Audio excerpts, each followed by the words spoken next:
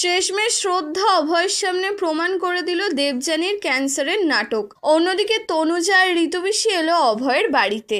Hello বন্ধুরা, ভাগ্যরেখা ধারাবাহিকের 519তম পর্বের আপডেট নিয়ে চলে আসলাম আপনাদের মাঝে। তো 519তম পর্বে আপনারা দেখতে পারবেন, দেখা যায় শ্রদ্ধা গুলালকে এক থাপ্পড় মারতে যায়। তবে গুলাল শ্রদ্ধার হাত ধরে নেয় আর বলে, তুমি আর তোমার বোন তোমরা দুজনে একই, যখন তখন গায়ে হাত তুলতে থাকো। শ্রদ্ধা বলে, গুলাল আমার হাত ছেড়ে দাও। গুলাল শ্রদ্ধার হাত ছেড়ে দিয়ে বলে, কি হয়েছে শালি সাহেবা? শ্রদ্ধা বলে, আপনি একদম ঠিক কথা বলেছেন জামাইবাবু, আপনি এখানে এসেছেন আর আমি আপনাকে একটু বসার জন্য বললাম না, আর না একটু জল খাওয়ার জন্য বলেছি। এটা তো আমি ভুল করেছি, তাই না? আপনি এদিকে আসুন, এসে বসুন। গুলাল বসলে শ্রদ্ধা বলে, আপনি এখানে বসুন, আমি এক্ষুনি আপনার জন্য জল নিয়ে আসছি। শ্রদ্ধা তারপর জল নিয়ে এসে গুলালকে দিয়ে দেয়। গুলাল বলে, তোমার এই সুন্দর হাসির জন্য আমি তো বিষও খেয়ে নিতে রাজি আছি। গুলাল জল খেয়ে বলে, জলটা তো মধুর মতো মিষ্টি হয়ে গেছে। এই বলে গুলাল পুরোটা জল খেয়ে নেয়। শ্রদ্ধা বলে, বলুন না জামাইবাবু, আপনি এখানে কেন এসেছেন? গুলাল তখন বলে, আচ্ছা আমি একটু আসছি। শ্রদ্ধা বলে, আরে আপনি কোথায় যাচ্ছেন জামাইবাবু? আপনি তো এক্ষুনি এসেছেন। আমি তো ভেবেছিলাম জামাইবাবু আর শালি সাহেবা দুজন মিলে অনেক গল্প করবে, মন খুলে কথা বলবো আজকে আমরা দুজন। আর আপনি কোথায় চলে যাচ্ছেন? বসুন এখানে।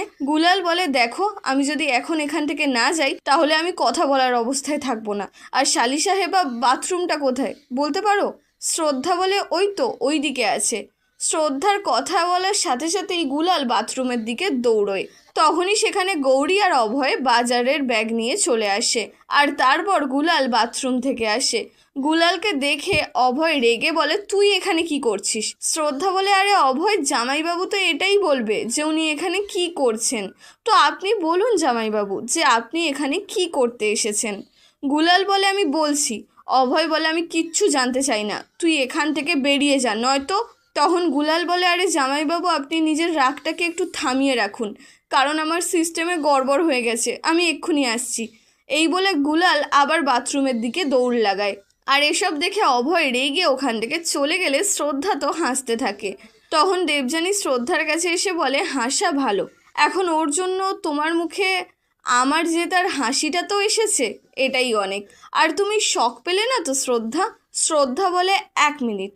এই বলে শ্রদ্ধা থালা থেকে লাড্ডু নিয়ে খায় আর বলে, হার হোক বা জিত, এর জন্য একটা লাড্ডু তো খাওয়াই যায়। আর আমার জামাইবাবুর তো হয়ে গেল, আপনি নিজের জেতার খুশির লাড্ডু খাইয়ে ওনাকে বাড়ি পাঠিয়ে দেবেন। এই বলে শ্রদ্ধা ওখান থেকে চলে যায়। পরের দিন দেখা যায় বাড়ির সবাই ব্রেকফাস্ট করছিল। তখন অভয় বলে, রাগ আমারও হয়, আর তুমি উল্টে আমার উপরেই রাগ দেখাচ্ছ। শ্রদ্ধা বলে, হ্যাঁ, কারণ আপনি আপনার মাকে ভুলে গেছেন। অভয় বলে, এরকমটা নয় শ্রদ্ধা, আমিও মায়ের জন্য চিন্তা করি। শ্রদ্ধা বলে, অভয়, আমি মায়ের কথা বলছি না, আমি আন্টির কথা বলছি। ওনার ক্যান্সারের মতো রোগ হয়েছে, এই কথাটা শুনে আমার তো হাত পা ঠান্ডা হয়ে যায়। আর আপনি তো যেন ভুলেই গেছেন অভয়, উনি ক্যান্সারের লাস্ট স্টেজে রয়েছেন। এই ব্যাপারে কবে ভাববেন আপনি? এখনও ওনার একটা থেরাপিও স্টার্ট হয়নি। অভয় বলে, তুমি ঠিক বলেছো শ্রদ্ধা, আমি এক্ষুনি ডাক্তারের সাথে কথা বলছি। শ্রদ্ধা বলে, আমি জানতাম আপনি ভুলে যাবেন, তাই আমি আগের থেকে ডাক্তারকে ডেকে নিয়ে এসেছি। দেবযানী ওদের কিছু বলতে যাবে তার আগেই দেবযানী দেখতে পায় সেখানে ডাক্তার আর নার্স আসছে। দেবযানী ডাক্তারকে দেখে ভয় পেয়ে যায়। ফ্ল্যাশব্যাকে দেখা যায় ডাক্তার বলছে, মিথ্যে যতদূর এগোবে তার দাম তো ততটাই বাড়বে, আর যদি আমার মুখ খুলে যায়। বর্তমানে দেখা যায় অভয় বলে, আসুন ডাক্তার। দেবযানী তখন অভয়কে বলে, অভয়, এসব কাজে টাকা খরচা করে কী লাভ? তখন শ্রদ্ধা বলে, আন্টি, আপনি খরচের কথা কেন ভাবছেন? আমরা বাচ্চারা যদি নিজের মায়ের চিকিৎসা না করাতে পারি তাহলে এসব টাকা পয়সা রেখে কি ফায়দা? ডাক্তার, আপনি ওনার চিকিৎসা শুরু করুন। তারপর নার্সরা দেবযানীকে ধরে সোফায় বসিয়ে দেয় আর ডাক্তার দেবযানীর চিকিৎসা করতে থাকে। আর দেবযানী বলে, এই ইনজেকশনটা লাগানোর কোনো দরকার নেই, আমি লাগাবো না ইনজেকশন। শ্রদ্ধা বলে, আন্টি, যখন আপনি ক্যান্সারের মতো এত কঠিন রোগ সহ্য করতে পারেন তাহলে এই ইনজেকশন তো কিছুই না। দেবযানী ভয়ে বলে, না না, আমি ইনজেকশন নেব না। দেবযানী ইনজেকশন নিতে না চাইলে শ্রদ্ধা জোর করে দেবযানীকে সোফায় বসায় আর বলে, আন্টি, আপনি আপনার ছেলের কথাও মানবেন না? তখন গৌরী বলে, মাসিমাকে এত জোর করলে তো মাসিমার শরীর আরও খারাপ হয়ে যাবে। শ্রদ্ধা বলে, তুমি খুব সহজ সরল গৌরী, আন্টির মনের ভেতরে কি চলছে সেটা তুমি কি করে জানো? আরে উনি মা, উনি তো এটাই চাইবেন যে ওনার জন্য ওনার বাচ্চাদের যাতে কোনো সমস্যায় না পড়তে হয়। আর ওনার যেহেতু চিকিৎসার দরকার, আর ওনার চিকিৎসা করানোটা আমাদের দায়িত্ব। ডাক্তার বলে, একদম ঠিক কথা বলেছেন আপনি শ্রদ্ধা, আর আপনি ইঞ্জেকশন নেবেন তারপরেই না ঠিক হবেন। তারপর ডাক্তার দেবযানীকে ইঞ্জেকশন দিয়ে দেয়। ডাক্তার বলে, দেখুন হয়ে গেছে না? দেবযানী তো এসব দেখে চমকে যায়, আর শ্রদ্ধা বলে, এখন আপনি বিশ্রাম করুন, আর আমি আমার কাজ করছি। শ্রদ্ধা অভয়কে বলে, অভয়, আন্টিকে যে থেরাপি দেওয়া হচ্ছে তার জন্য ডাক্তার বলেছে আন্টি যাতে সবসময় বিশ্রাম নেয়। অভয় বলে, হ্যাঁ মা, আজ থেকে তুমি বিশ্রাম নেবে। শ্রদ্ধা বলে, আর আপনি চিন্তা করবেন না অভয়, আন্টির খেয়াল রাখার জন্য আমি আছি, আমি ওনাকে বিছানা থেকে উঠতেই দেব না। দেবযানী এই কথা শুনে ঘাবড়ে যায়। তখন অভয়ের মা বলে ওঠে, শ্রদ্ধা একদম ঠিক কথা বলছে। দেবযানী মনে মনে বলে, এখন এরা দুজনও চলে এসেছে, আমার তো প্ল্যানই ভেস্তে দিল এই শ্রদ্ধা, আর এরা এখানে এসেছে কেন? অভয় বলে, মা আর পিসিমা তোমরা ভেতরে আসো। ঋতু পিসি বলে, রোগীর চিকিৎসা করা মানে পুণ্য কামানোর সুযোগ, আমরা কিভাবে এই সুযোগ ছেড়ে দেব? অভয়, তোর মায়ের চিকিৎসায় আমরা কোনো কমতি রাখবো না। তখন শ্রদ্ধা বলে, ডাক্তার আপনাকে অনেক অনেক ধন্যবাদ। ডাক্তার বলে, আমি এখন যাচ্ছি। এই বলে ওরা ওখান থেকে চলে যায়। ঋতু পিসি বলে, শ্রদ্ধা ওনাকে ভেতরে নিয়ে যাও, ওনার এখন বিশ্রামের অনেক প্রয়োজন। শ্রদ্ধা আর ঋতু পিসি তারপর দেবযানীকে তুলে দেবযানীর ঘরে নিয়ে যায়। আর দেবযানী মনে মনে বলতে থাকে, শ্রদ্ধা তুমি আমার চাল পাল্টাতে পারবে না, কিন্তু না, আমি এটা হতে দেব না। আর এদিকে দেখা যায় অভয় কাজ করছিল। তখন অভয়ের মা ওর কাছে এসে বলে, অভয় আগে তুই এই খাবারটা খেয়ে নে, তারপর কাজ করবি। অভয়ের মা খাবারটা রেখে ওখান থেকে চলে যাচ্ছিল। তবে অভয় ওর মায়ের হাত ধরে বলে, মা এখানে বসো না। অভয়ের মা বলে, ঠিক আছে আমি তোকে খাইয়ে দিচ্ছি। অভয়ের মা তারপর অভয়কে খাইয়ে দেয়। অভয় বলে, মা আমাকে ক্ষমা করে দাও, আমি কাল যেতে পারিনি, আমি আসতাম। কিন্তু এই উত্তরে অভয়ের মা বলে, অভয় আমি সব জানি যে তুই সবার কত খেয়াল রাখিস, সবার ব্যাপারে কত ভাবিস, এখন এসব ছাড়, আর এই নে খা।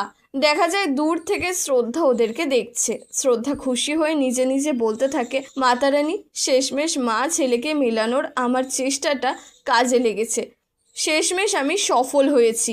ঋতু পিসি তখনই শ্রদ্ধার কাছে এসে বলে, তুমি সফল হয়েছো মানে কেউ একজন অসফল হয়েছে শ্রদ্ধা, তাই শ্রদ্ধা নিজের সফলতার গুড় তুমি তাকেও একটু চাখিয়ে দিয়ে এসো। এদিকে দেবযানী রেগে বলতে থাকে, তোমার অনেক মজা হচ্ছে তাই না শ্রদ্ধা? শ্রদ্ধা তখনই দেবযানীর ঘরে খাবার নিয়ে আসে। দেবযানী রেগে বলতে থাকে, আমার ওপর আঙুল তোলার মতো অবস্থাতেও আমি তোমাকে ছাড়িনি, আমাকে ইঞ্জেকশন লাগিয়ে তুমি তার বদলা নিচ্ছ তাই না শ্রদ্ধা?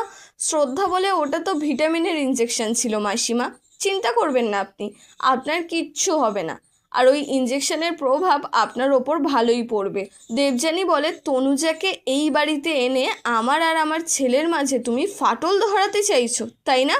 এরকমটা কখনো হবে না। শ্রদ্ধা বলে, যে সম্পর্ক আপনার সাথে অভয়ের আছে ঠিক সেই সম্পর্ক মায়ের সাথেও অভয়ের আছে, উনিও অভয়ের ভালোবাসা পাওয়ার যোগ্য, ওনার অধিকার আছে অভয়ের ওপর, তাই হাত জোর করে আমি আপনার কাছে মিনতি করছি, দয়া করে আপনি আমাদের পরিবারটাকে জুড়তে দিন। দেবযানী চিৎকার করে বলে, অভয়কে আমি জন্ম দিয়েছি, অভয়কে যেই মানুষ করুক না কেন ওর শরীরে সবসময় আমার রক্ত বইবে। শ্রদ্ধা বলে, সম্পর্ক রক্ত দিয়ে না ভালোবাসা দিয়ে তৈরি হয়, আর অভয়ের জন্য পরিবারের ভালোবাসার সম্পর্ক সব থেকে বেশি গুরুত্বপূর্ণ, আর ওটাই ওনার শক্তি, আর ওনার শক্তি ওনার থেকে কেড়ে নিয়ে আপনি ওনাকে দুর্বল করে দেবেন ভেবেছিলেন? দেবযানী বলে, আর আমার কি হবে, আমাকে কে এই শেষ বয়সে দেখবে, কে নিজে কামাই করে এনে আমার জীবনে সুখ ভরে দেবে? এই সময় শ্রদ্ধা দেবযানীর মুখে এই কথা শুনে চমকে যায়। শ্রদ্ধা অবাক হয়ে বলে, এই জন্য আপনি অভয়কে তার পরিবারের থেকে দূরে করেছিলেন, শুধুমাত্র নিজের আরামের জন্য?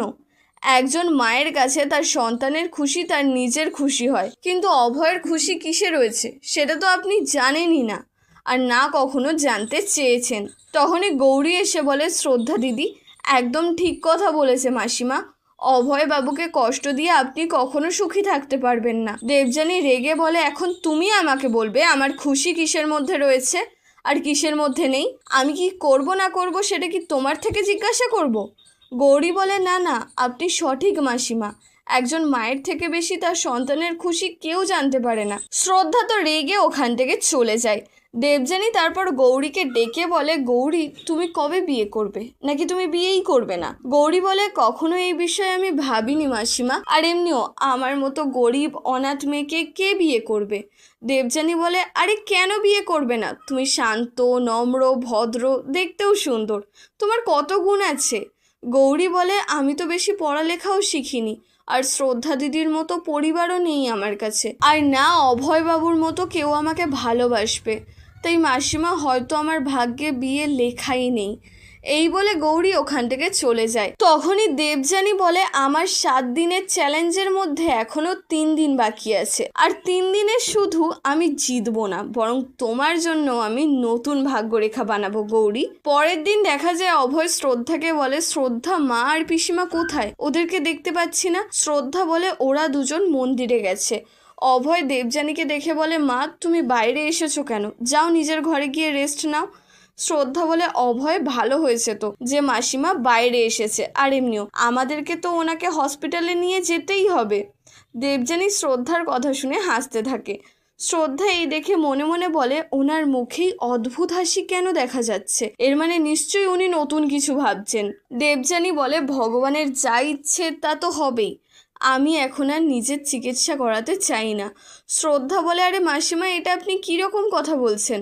ভগবান তো সবসময় এটাই চাইবে যে ওনার ভক্ত যাতে সবসময় খুশি থাকে, সুস্থ থাকে। দেবযানী বলে, আমার যতদিন বাঁচার আছে ততদিন আমি বেছে নিয়েছি, আমি তোমাদের ফালতু ফালতু টাকা খরচা করাতে চাই না, আর এমনিও আমার চিকিৎসাতে 2-3 হাজার টাকা খরচা হবে না, প্রায় কয়েক লাখ টাকা খরচা হবে, আর এত টাকা তুই জোগাড় করবি কি করে? অভয় দেবযানীকে বলে, তোমার চিকিৎসা করানোর দায়িত্ব আমার, আমি সব সামলে নেব। আগে দেখা যায় দেবযানী সবার সামনে মাথা ঘুরে পড়ে যায়, নাটক করে। তখন ডাক্তার শ্রদ্ধাকে বলে, আমি বলেছিলাম না শ্রদ্ধা, যাতে দেবযানী কোনো স্ট্রেস না নেয়, কিন্তু তুমি আমাকে এই নাটক করতে বাধ্য করলে। শ্রদ্ধা বলে, উনি মিথ্যে কথা বলছেন অভয়। অভয় চিৎকার করে বলে, ব্যাস অনেক হয়েছে শ্রদ্ধা, আমি আমার মায়ের খেয়াল একা রাখতে পারবো, তাই তোমরা 3 জন এখান থেকে চলে যাও। তো বন্ধুরা, আপনাদের কি মনে হয়, শ্রদ্ধা কি অভয়ের সামনে দেবযানী সত্যি কখনো প্রমাণ করতে পারবে? দেবযানী কি এভাবেই অভয়কে বোকা বানাতে থাকবে? আপনাদের মতামত আমাকে কমেন্টে অবশ্যই জানাবেন। তাহলে দেখা হচ্ছে পরের ভিডিওতে, ততক্ষণ ভালো থাকবেন, সুস্থ থাকবেন, টাটা।